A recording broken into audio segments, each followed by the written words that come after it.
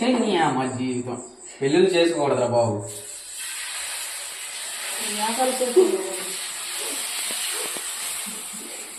అత్తలేని కోడలు తమ్మురాలు ఓయమ్మా, కోడలేని ఎంత గుణవంతురాలు.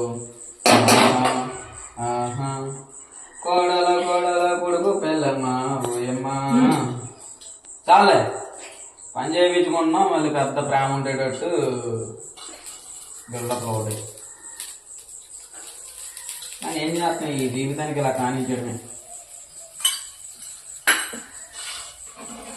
దోశ అలాగే చేస్తారా? మరి దోశ ఎలా చేస్తారు?